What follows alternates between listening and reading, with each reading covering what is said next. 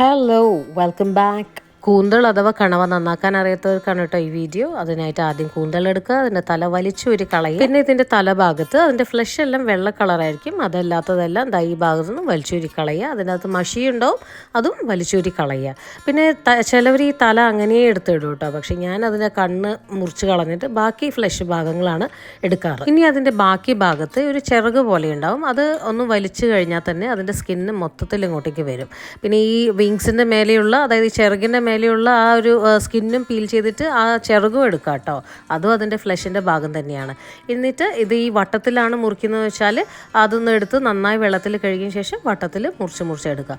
ഇനിയിപ്പോൾ അതല്ല square pieces ആയിട്ടാണ് മുറിക്കുന്നതെന്ന് വെച്ചാൽ ഇതുപോലെ സൈഡൊന്ന് കട്ട് ചെയ്തിട്ട് അതിൻ്റെ ഉൾഭാഗമൊക്കെ ഒന്ന് ക്ലീൻ ചെയ്തതിന് ശേഷം സ്ക്വയർ പീസസ് ആയിട്ട് മുറിച്ചെടുക്കാം. ഇവ രണ്ട് തരത്തിലും നമുക്ക് ക്ലീൻ ചെയ്യാം, പക്ഷെ വട്ടത്തിൽ കാണുമ്പോൾ ഒരു രസമാണ്.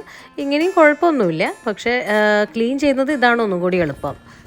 അങ്ങനെ കൂന്തൽ ക്ലീനിങ് എല്ലാം കഴിഞ്ഞു. പിന്നെ വലിയ ഉള്ളി, വെളുത്തുള്ളി, ഇഞ്ചി ഇതെല്ലാം കൂടി ഒന്ന് വഴട്ടാൻ വേണ്ടിയിട്ട് ഇട്ടു. അപ്പോൾ ഉള്ളിയും സംഭവങ്ങളൊക്കെ ഒന്ന് റെഡിയായി വരുന്ന ഗ്യാപ്പിൽ കൂന്തൽ നന്നാക്കാനെടുത്ത എല്ലാ പണിയായുധങ്ങളും ഒന്ന് വൃത്തിയാക്കി വെക്കുക. ഇത് കഴിക്കാത്തവരാണെങ്കിൽ ഒരു തവണയെങ്കിലും ഒന്ന് കഴിച്ചു നോക്കൂ കേട്ടോ, അടിപൊളി ടേസ്റ്റുള്ളൊരു സംഭവമാണ്.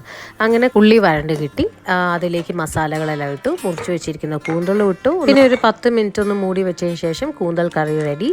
ഇനിയിപ്പോൾ അത് കുറച്ചും കൂടി ഒന്ന് വറ്റിച്ച് കഴിഞ്ഞിട്ടുണ്ടെങ്കിൽ അതൊന്നും കൂടി ടേസ്റ്റ് കൂടും. അങ്ങനെ ചൂട് ചോറിൻ്റെ കൂടെ ഈ ചൂട് കൂന്തൽ കറി കഴിച്ചു നോക്കണം കേട്ടോ, ഒരു തവണയെങ്കിലും കഴിക്കാത്തവരാണെങ്കിൽ. അപ്പോൾ അടുത്ത വീഡിയോയിൽ കാണാം.